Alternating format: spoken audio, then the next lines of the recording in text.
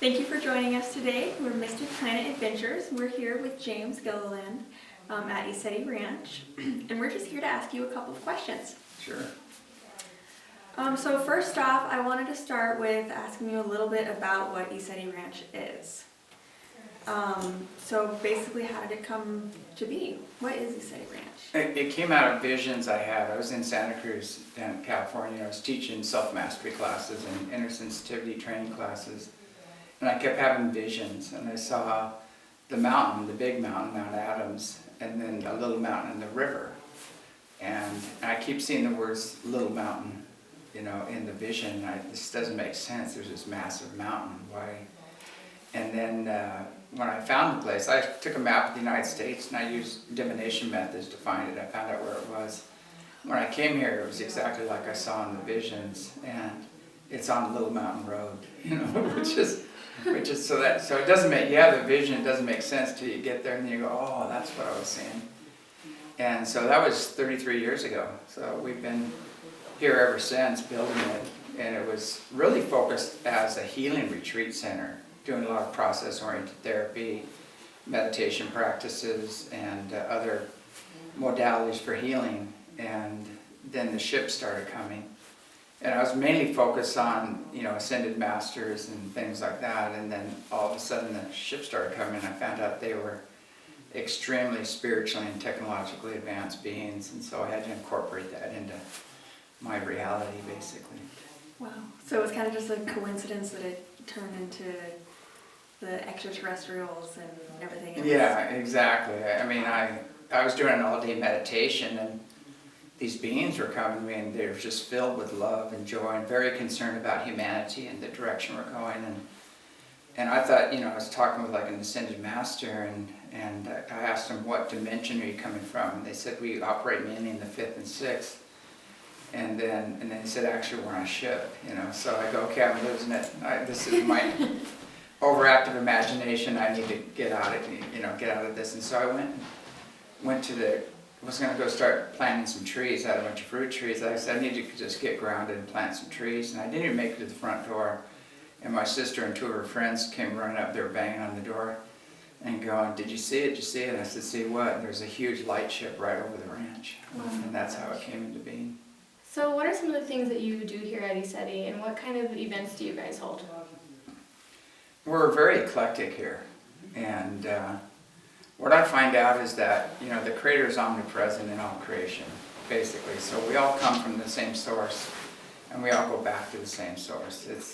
But we have all these different multicultural meat suits that we have during the meantime. So it's kind of everybody has their religion, and they have their God and their way, and they divide themselves from the rest of creation. And so we didn't want to do that. We wanted to be eclectic and welcome all cultures and all beliefs and come together in unity consciousness and focus on universal law and as the foundation. So it's the universal law is basically universal peace and brother-sisterly love and individual freedom and prosperity for everyone. It's the basics, and that's what we're going to focus on, the basics, and not fight over names and images. And you say that this is also a healing retreat. Mm-hmm. What kind of healing modalities do you do? Well, a lot of the healing happens just when people do focus walks around the field out there. There's all these masters appear here all the time, and so there's a lot of spiritual healing that goes on here. We do deep tissue work, like massage. We have plasma generators. You sit in these plasma generators, and people have healing from that. These GANS units that people wear, we have, it's a real spiritual form of technology where a lot of the healing comes from. But a lot of the process-oriented therapy, it's interesting when you start clearing out past life trauma, childhood trauma, things like that, the body just responds. And sometimes you'll have a miracle healing, like a spontaneous healing happens when you clear the other stuff out, because we have this etheric body. It's your blue body, they call it, and it's the perfect incarnation or the divine blueprint, and it's your whole and healthy divine blueprint. Well, that body is trying to manifest here in the physical, but it gets distorted by your mental body, your emotional body, even your astral body, trauma from past lives. It gets distorted before it hits the physical. So when you clean up the space in between, that imprint can imprint now in the physical and change. And almost all physical ailments come from a non-physical source. It begins from a non-physical source. So you find that source clear, and then the physical follows it. It's amazing. I think everybody needs some of that. Yeah. We all have access to it. It's yeah. So I know you have a documentary, Contact Has Begun. So I'm curious, what is your idea of contact? What does that mean to you? Yeah, there's two. There's Contact Has Begun 1 or 2, 1 and 2, and then there's the Uncontrolled Narrative, which is really good. And the thing about contact is, there's a lot of messiahs out there that think they're the only, and you got to avoid that, because anything external you got to avoid, because the real contact is internal. So the more you develop yourself spiritually, and the more you go within, you realize you're not just a body and a personality. You have a body and a personality, but you're a spirit, and that spirit's multidimensional all the way back to the source. So you can go up that vibration continuum all the way to the source, and you're going to contact beings along the way. So that's the real contact. I mean, you might catch a metal ship, it might even be a government ship on film, or a lot of the real physical ships are not that advanced. They're not very advanced beings on those. So you may or may not have a good experience, but we always go for the higher developed beings, the more spiritual, technologically advanced beings. Very cool. So speaking of beings, do you want to tell us a little bit about the different types of beings out there, the different kinds? Yeah, I know there's so the many. government's. I think the government has recorded at least 57 or something like that. I think there's even more. But there are so many different beings out there, and some are humanoid, just like us, and the ones with the emotions, I like to work with people closest to us. There's other beings that don't have emotions, that they're just scientists and they just are doing their thing. There's everything from the little grays to the tall grays, which you really should avoid, and the reptilians, that group you don't want to hang out with. But there's the Pleiadians, which are our ancient ancestors, basically. Atlantis and Lemuria were Pleiadian colonies started by the Pleiadians, and they're terraformers, and they've been doing this for a long time. The most ancient ones that are similar to us are from ancient Lyra, and that's the root race, the galactic root race of us is ancient Lyra. And from Lyra they went to the Pleiades, Orion, and Hades system, and from there they went to Earth, Mars, and Maldek, which Maldek is now the asteroid belt. They had another war and blew it up, so it became the asteroid belt. But that's our real history of Earth, and the Earth has been colonized several times. And had beings coming here that they call them the Anunnaki, which means those who came from heaven to earth. They came here, they were extremely advanced beings, and they worked with the beings here at the time. And so there was a very primitive man evolving naturally here, and they actually added their DNA and upgraded it for their means. And then there was also remnants of the other civilizations here that were still around that had really high genetics.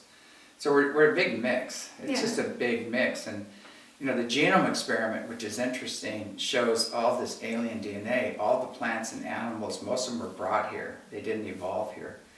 And the random mutation theory of evolution, all that doesn't fit. It doesn't. Things just came, Right. And there's no lizard that its finger grew out really long, and then the other finger randomly mutated, and then it grew out and then they randomly mutated feathers, and then they became a bird.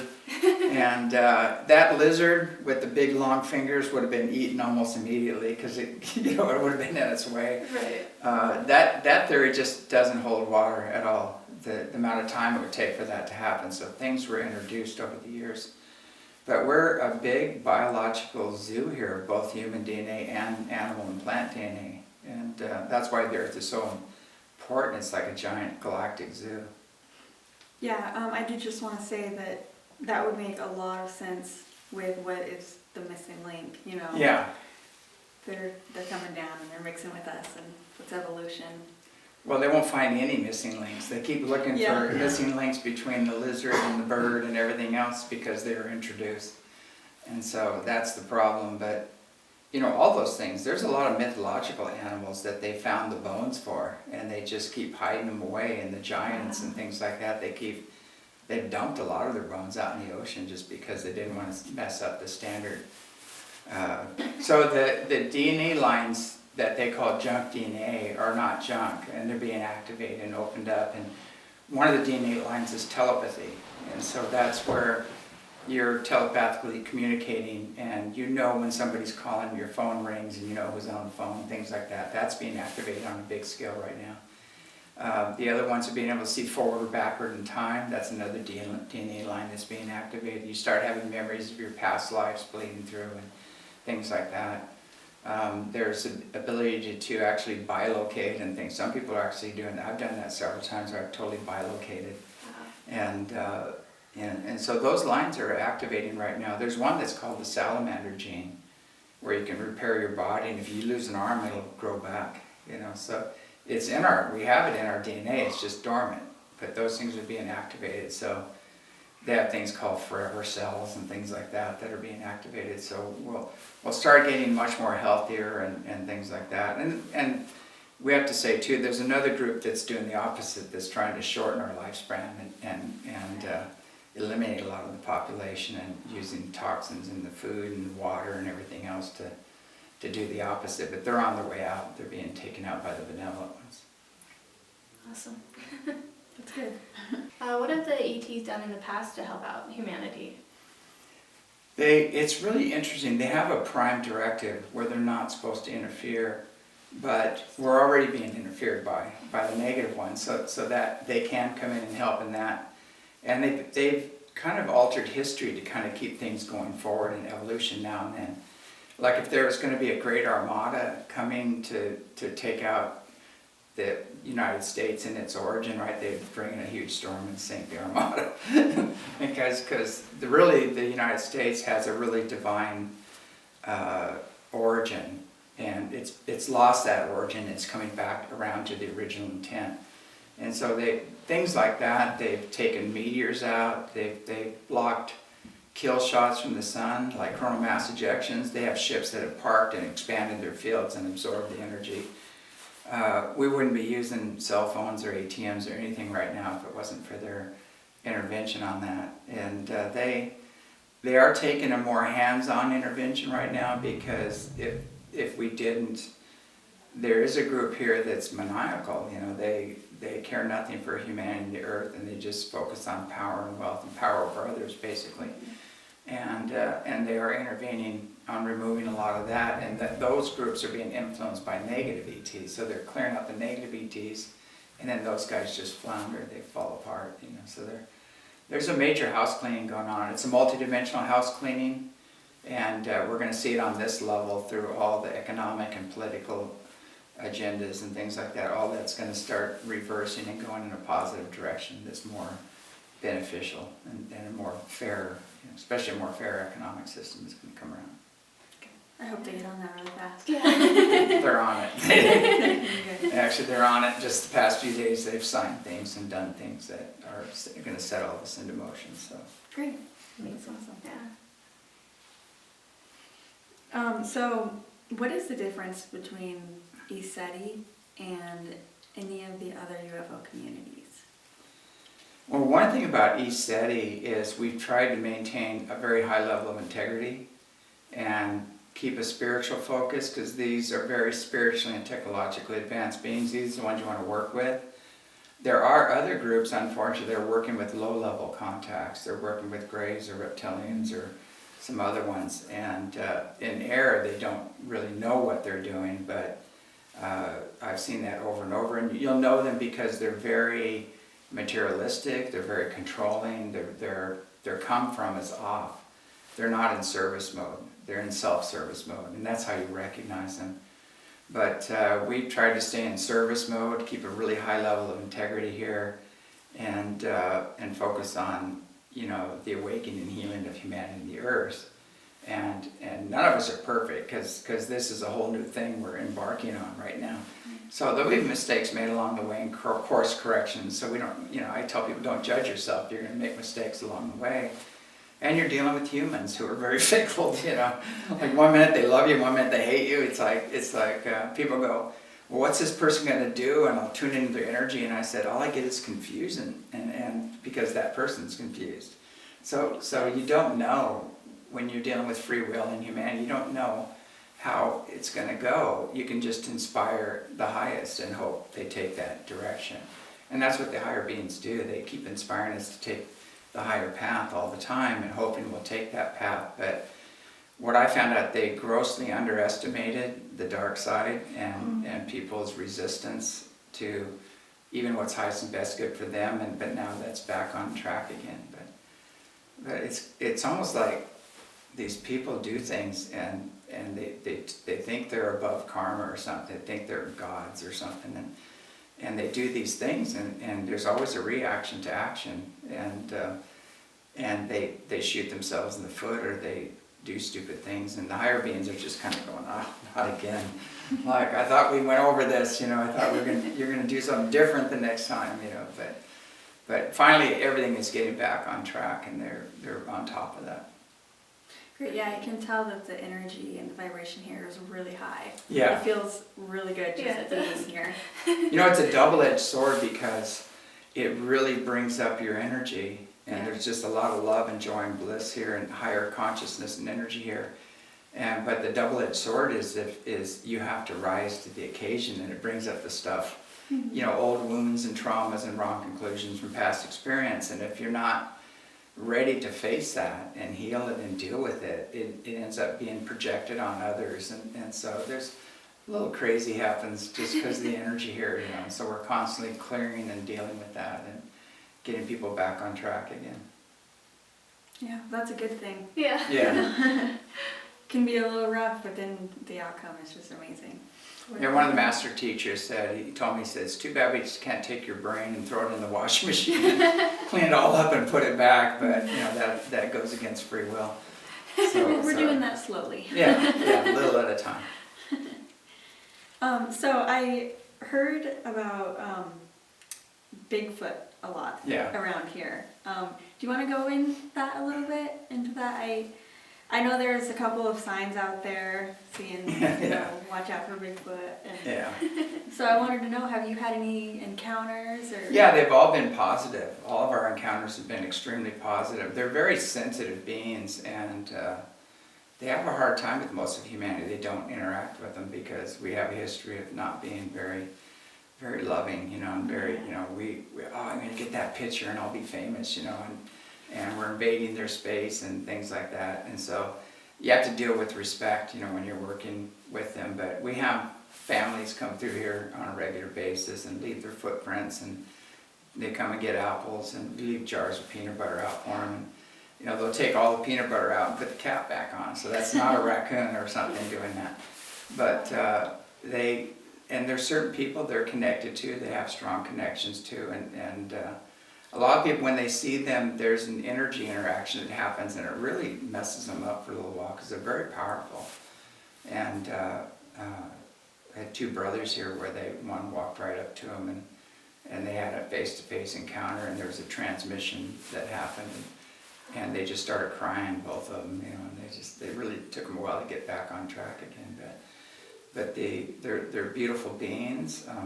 We've been here 33 years, and they've interacted with us, and they're very honorable too. They won't take apples. They ask you, that sometimes they'll push your car and make your car alarm go off, and then you're well, what's going on here? There's nobody here, and then you'll get a message like, can we have some apples? And you go, yeah, go ahead, and then they go and grab some apples. But it's all about how you deal with things. If you deal with things through fear, or you see them as a threat, you're going to create that reality, or they're going to just not interact with you, one or the other. So you got to master your fear and not be a threat, and be in service mode, and they'll hang out with you. I love the Native American saying. They said, if you go searching for Bigfoot, you'll never find it. But if Bigfoot wants to find you, it will. Yeah. So you got to get your head right. if you're going to do something. Well, I was kind of wondering, so with the encounter with Bigfoot, when they cry, they feel that intense energy and everything, is that kind of the same idea as them like raising their vibration? So Exactly. It's very emotional, and any sadness in them or anything, and gets transmuted in that process, and so it's very. And we've had times where we've walked right alongside them in the past, and those memories come up and things like that. So it's triggering. It's the same thing with the Pleiadians or things like that. When you engage them, they're so loving, and they just emanate love and joy and bliss.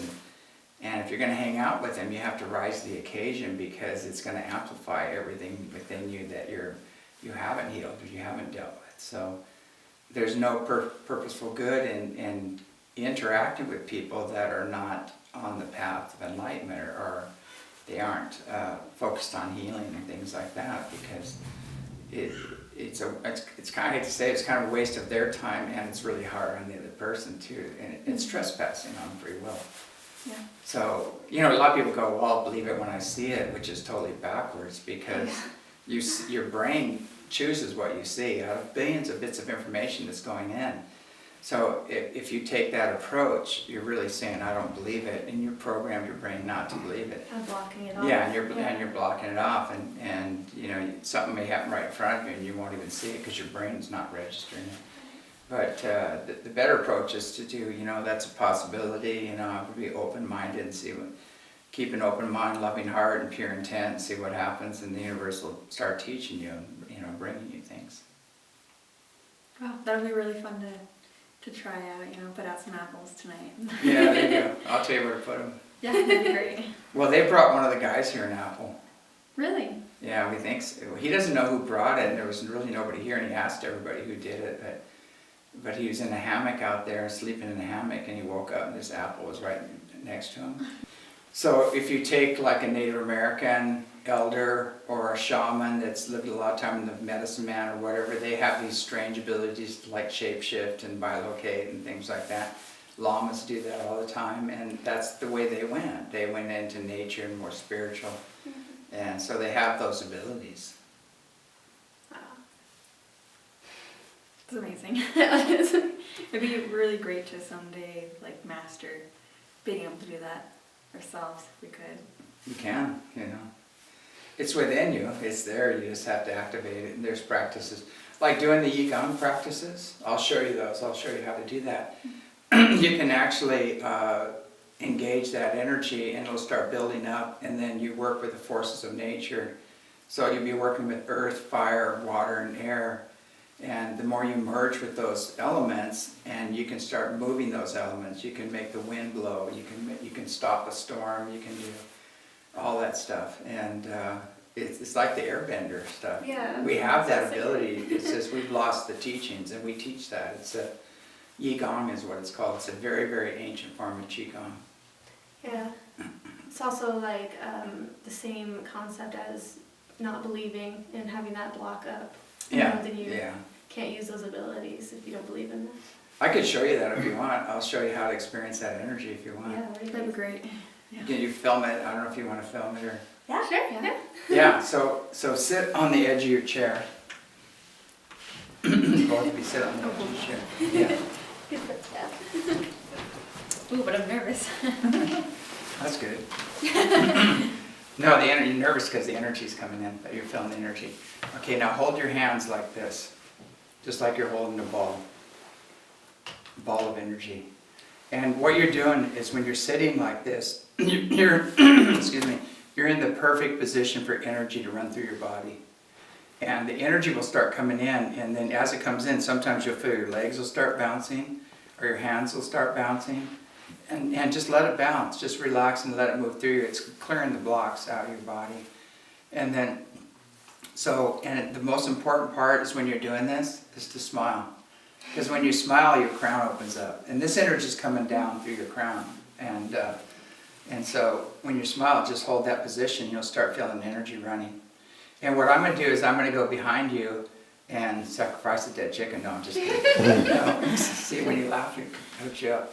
But What I'm going to do is I'm going to go behind you. I'm going to take magnetic energy.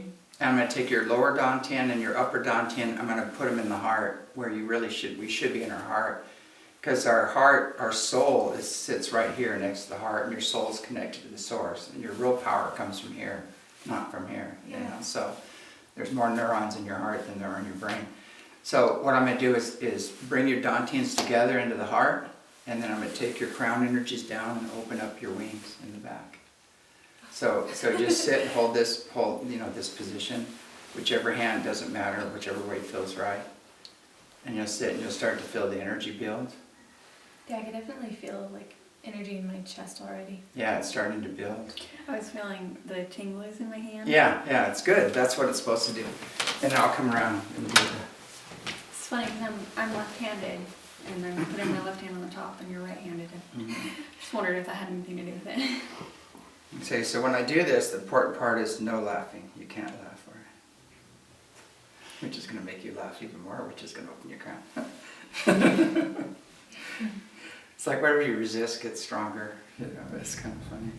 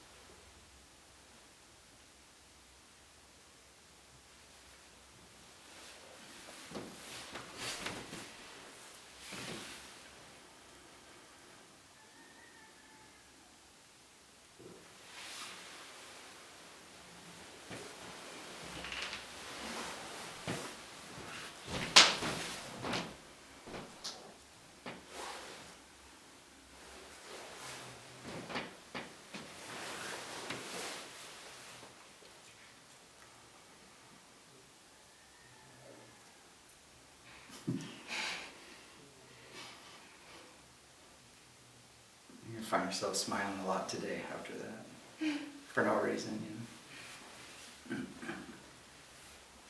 Okay, it's going to keep running. The energy will just hold that, and it'll just keep running through you. Would it make sense that I felt kind of like a shift in energy when you were doing work? Yeah, you'll feel. Yeah, it'll totally shift your energy. Yeah, it was like almost. Because what I'm doing is I'm calling on your higher self to come through me and jumpstart you. It's like a battery. I'm just jumpstarting you into your own energy. So I'm hooking you up with your higher selves, kind of.